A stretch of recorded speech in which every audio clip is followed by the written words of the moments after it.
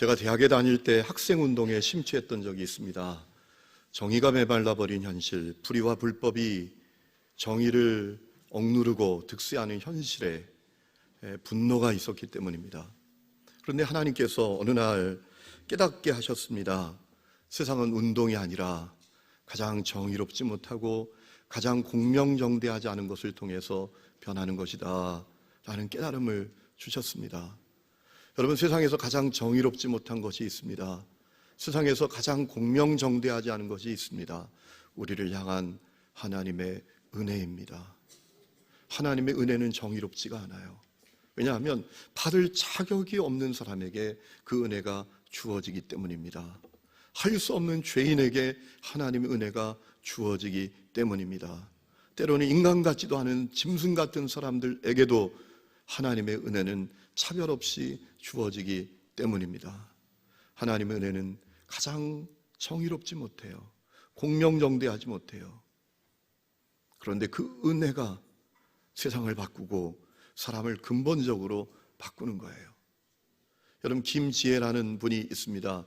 국립강릉원주대학 교수이신데 이분이 얼마 전에 펴낸 책이 있습니다. 선량한 차별주의자라는 책이 있어요. 그분이 그 책에서 그런 얘기를 하더라고요.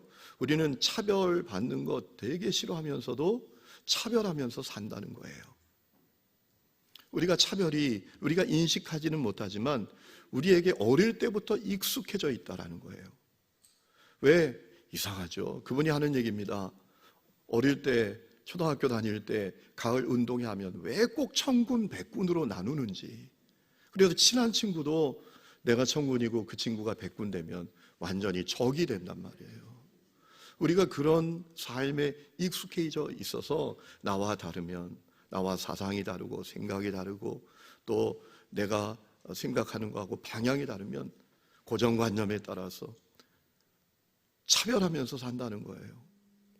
그런데 여러분, 우리 하나님은 차별하지 아니하십니다. 인간은 차별을 극복하기가 어려워요. 그분이 선량한 차별주의자라고 제목을 붙인 것도 그 이유라고 해요. 우리가 차별하지 않고 살기가 진짜 어렵다라는 거예요. 그런데 여러분, 하나님은 누구도 차별하지 아니하십니다. 하나님은 누구도 차별 없이 그 한없는 은혜를 베풀어 주십니다. 받을 자격이 없는 사람에게 은혜를 베풀어 주십니다. 죄인 중에 괴수에게도 그 은혜를 베풀어 주십니다. 그 은혜로 말미암아 사람이 변하는 거예요. 사회도 바뀌는 거예요. 여러분, 그런데 말이죠, 제가 은혜 받는 분들을 가만히 보면 사람이 은혜를 받는 데는 어떤 법칙이 있는 것 같아요. 어떤 원리라고는 할 수 없지만 사람이 은혜를 받는 데는 어떤 법칙이 있구나라는 사실을 깨닫게 됩니다. 오늘 성경에서 우리가 몇 가지 사실을 발견하게 됐는데 은혜 받는 법칙이 있는 것을 보게 되는데 말이죠. 첫 번째는 그 마음속에 갈망이 일어나는 것입니다. 여러분, 예수님께서 여리고에 가셨습니다. 그리고 여리고를 거니고 계셨습니다. 여리고는 종려나무 성읍이라고 아주 교통의 중심지, 또 경제 중심지였습니다. 당시 이스라엘 가운데 3대 경제 중심지 가운데 하나가 여리고였습니다. 주님이 거기 가서 거닐고 계셨습니다. 여리고에 삭개오라는 인물이 있었습니다. 그에 관한 정보, 우리가 오늘 말씀을 통해서 두 가지 얻을 수 있는데요. 첫 번째는 키가 작았다. 키가 작아도 대단히 작았던 것 같습니다. 두 번째는 세리였고 부자였다라는 것이에요. 자, 이 삭개오가 여리고에 오신 예수님을 보기를 원했습니다. 그런데 두 가지 장애 때문에 쉽지 않습니다. 첫 번째는 키가 작습니다. 앞에 사람 서면 안 보이는 것입니다. 두 번째 장애는 사람이 너무나 많습니다. 그래서 예수님을 보기를 원했지만 볼 수가 없었어요. 그러나 이 삭개오는 예수님 정말 보기를 원했습니다. 여러분, 사람이 하고 싶으면 방법이 보이고 하기 싫으면 핑계가 보인다라는 얘기가 있듯이 이 삭개오가 정말 예수님 보기를 원했기 때문에 예수님 볼 수 있는 방법을 찾습니다. 방법을 생각해냅니다. 예수님 걸어가시는 방향으로 먼저 달려가서 자리 잡는 것입니다. 그 방법을 생각해내고 이 삭개오가 예수님 가실 방향으로 뛰어갑니다. 그리고 자리를 잡는데 돌 무화과 나무에 올라가서 자리를 잡은 거예요. 이제 어떤 것도 장애가 안 됩니다.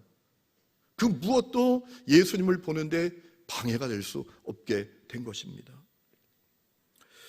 여러분, 이 삭개오가 이 돌 무화과 나무까지 올라가는 것 절대로 쉽지 않았습니다.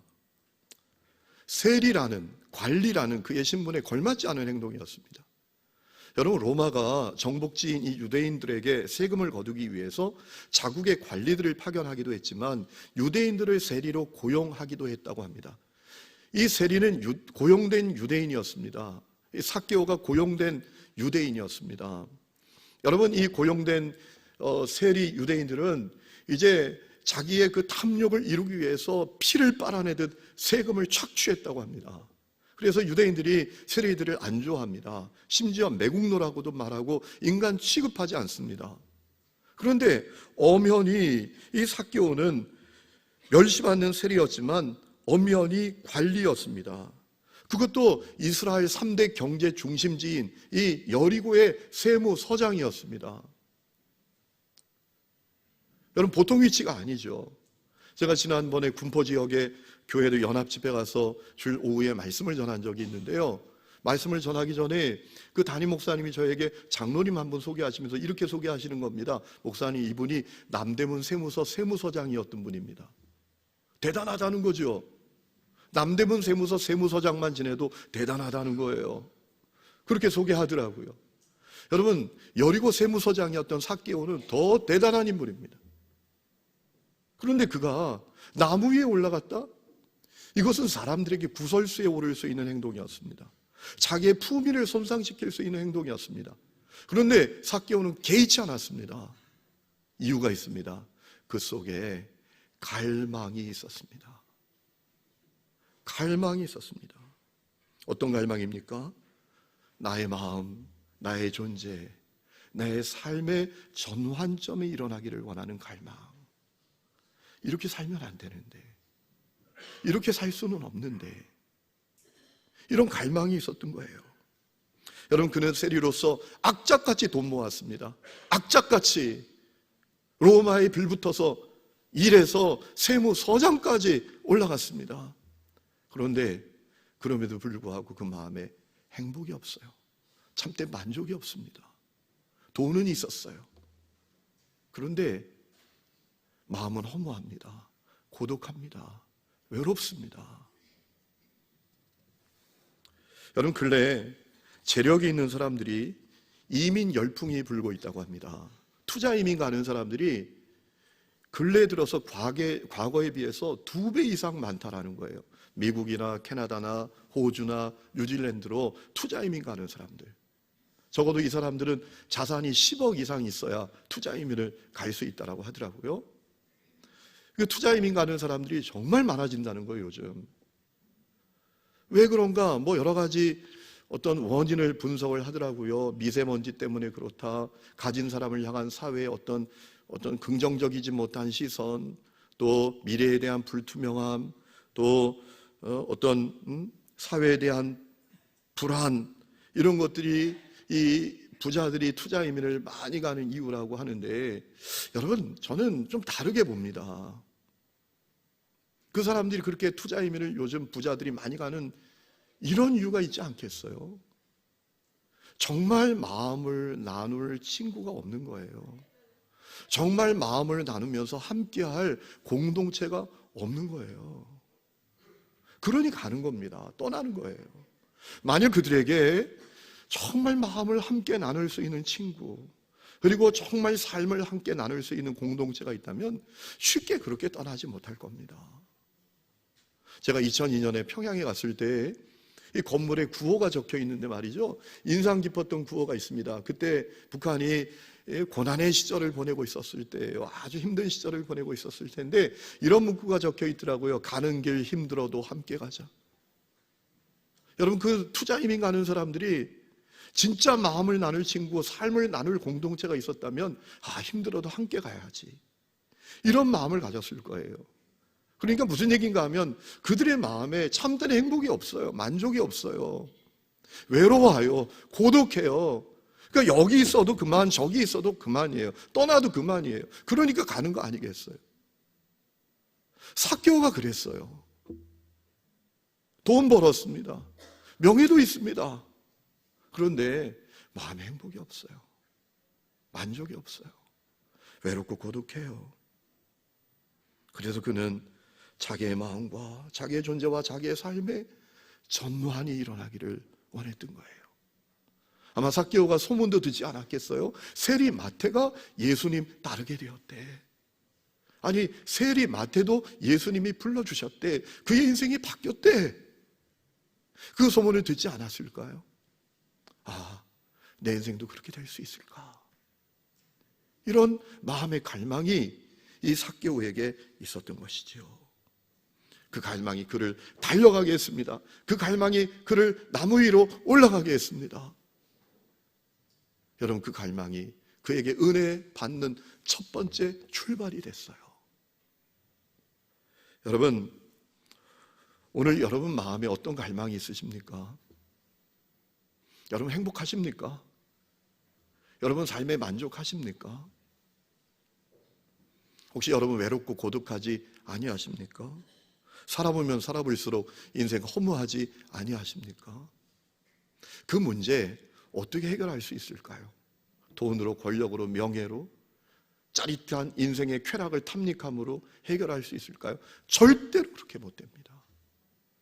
만일 그렇게 해본다면 그러면 그럴수록 인생 허무해질 겁니다. 여러분, 답은 예수님께 있습니다. 예수님 만나야 합니다. 예수님이 그 답을 주십니다. 여러분, 요한복음 4장 예수님 말씀하셨어요. 내가 주는 물을 마시는 자는 영원히 목마르지 아니하리니 내가 주는 물은 그 속에서 영생하도록 솟아나는 샘물이 되리라.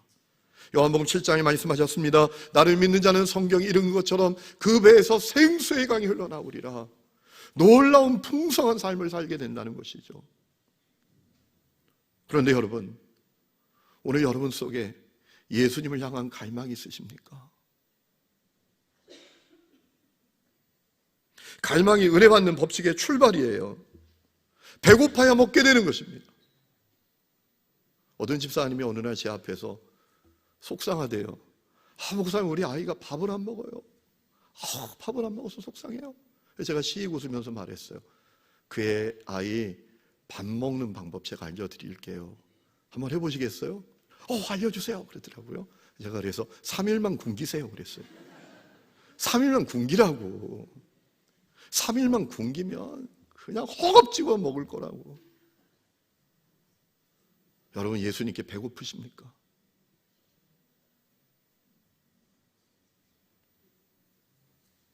(12년) 동안 혈류병으로 앓던 여인이 고침을 받았습니다. 그 핵심적인 이유가 무엇입니까?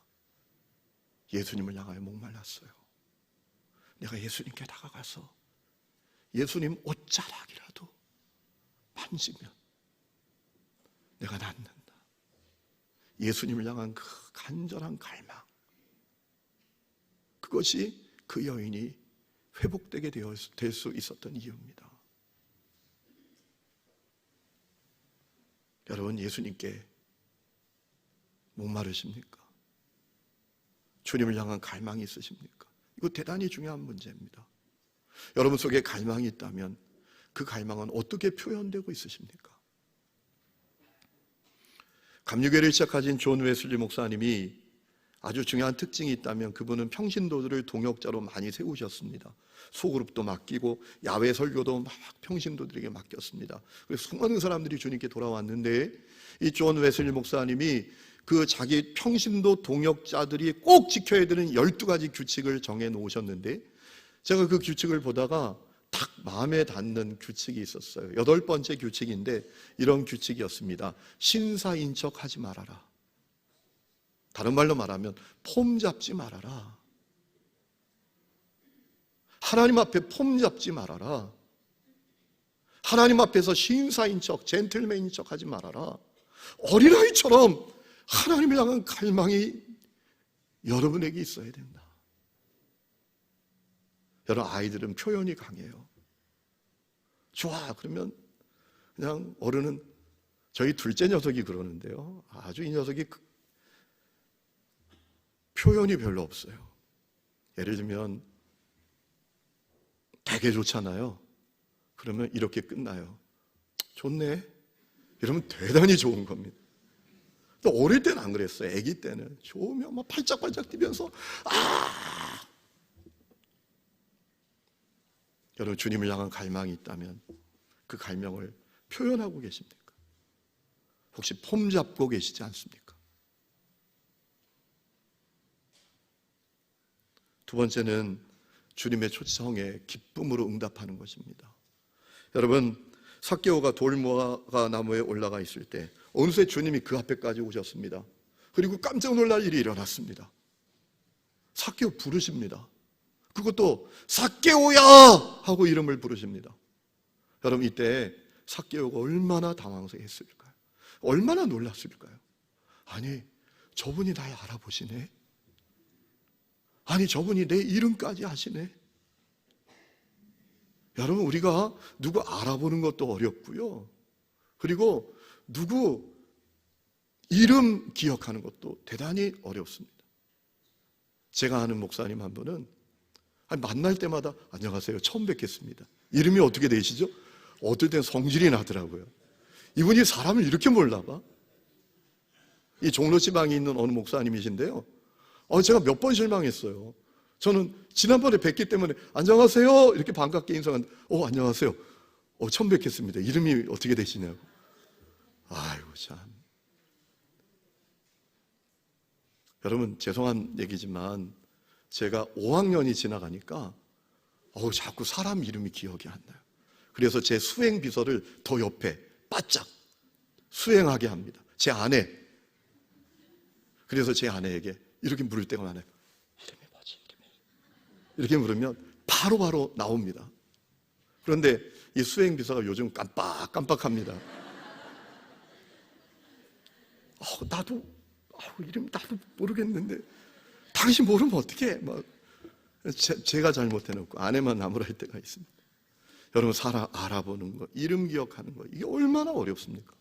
그런데 예수님께서 삭개오를 딱 바라보시더니 삭개오야 부르시는 거예요. 삭개오가 얼마나 당황했을까요? 야, 저분이 날 알아봐. 저분이 내 이름까지 기억해. 여러분, 주님은 삭개오 얼굴과 이름만이 아니라 그의 전부를 아셨죠. 그의 과거, 현재, 그의 실존, 그의 고독함, 그의 외로움, 그의 절망감, 그의 열등감, 그 마음에 있는 불안함, 주님 다 아셨죠. 아무리 몸부림쳐도 잘 안 되는 거, 그것까지 주님이 다 아셨죠.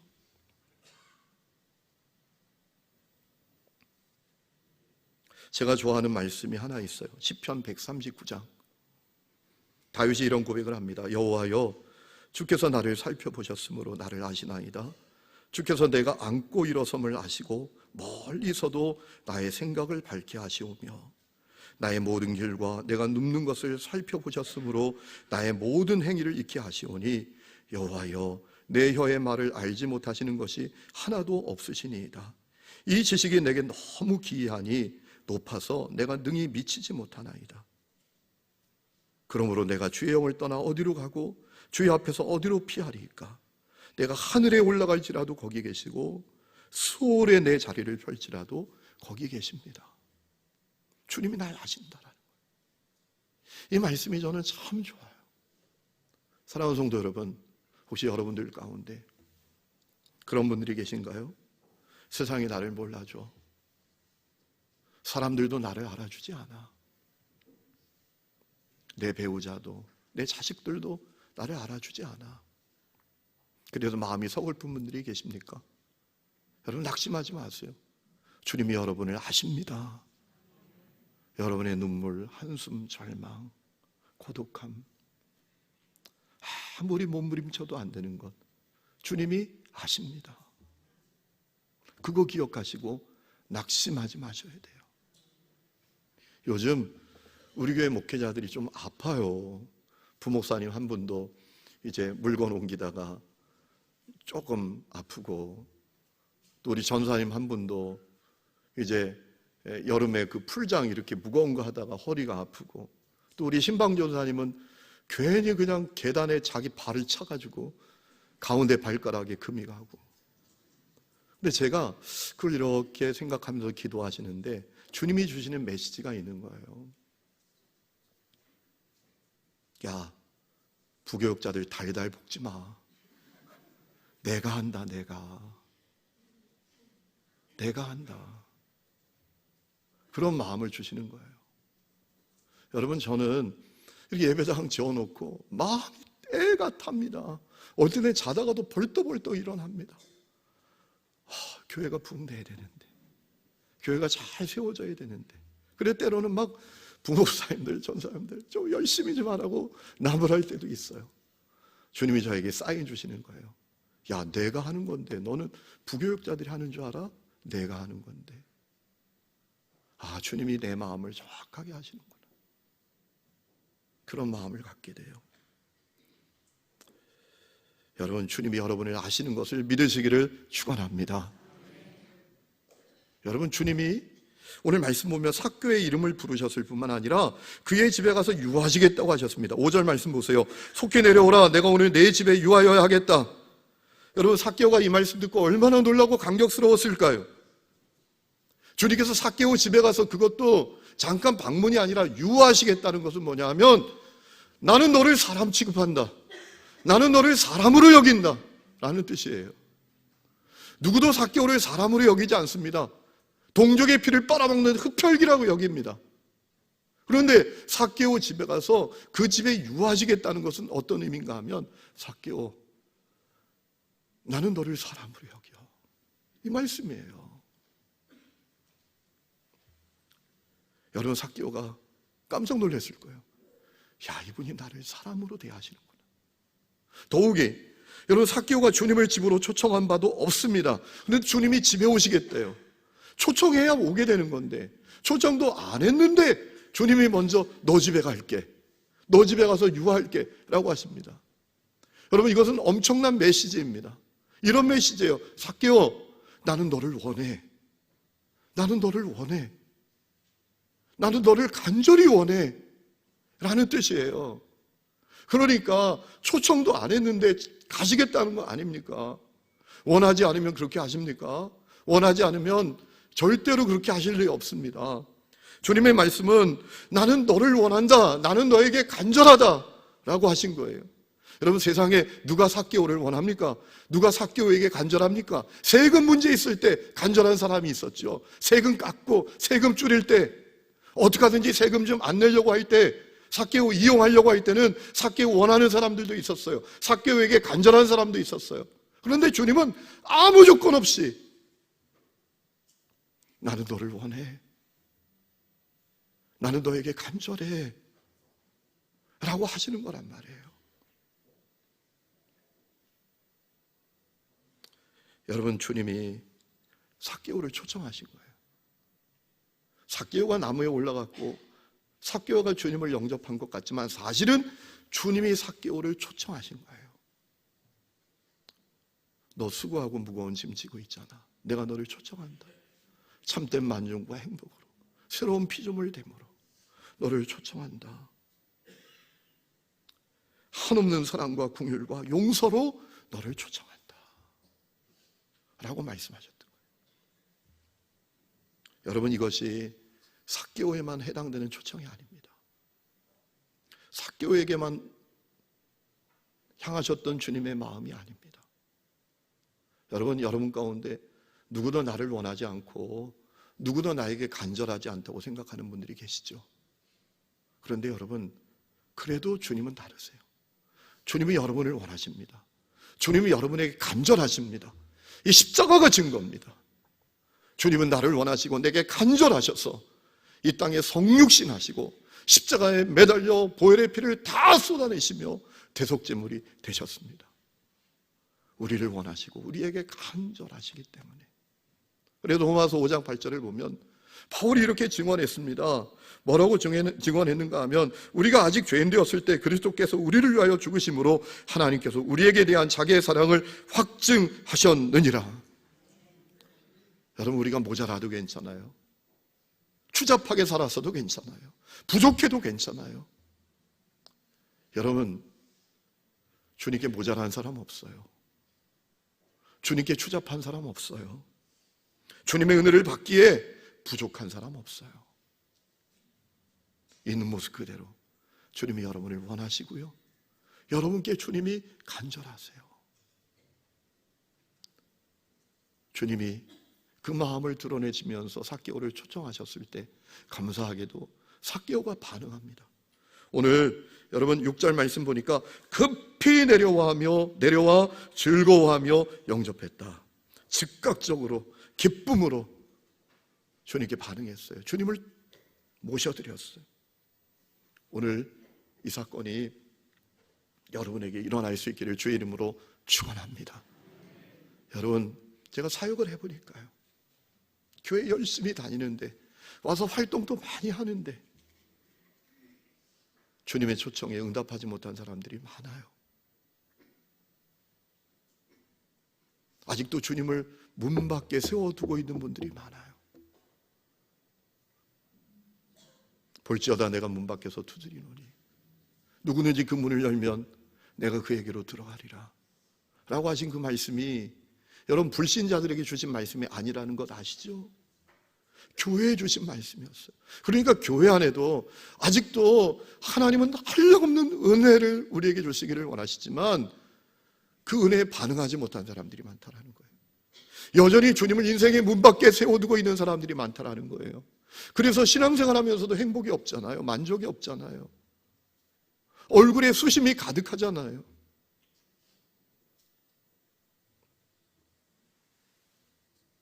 세 번째 은혜 받는 법칙이 있어요. 회개의 사건과 자발적인 인생의 방향 전환이 일어나는 것입니다.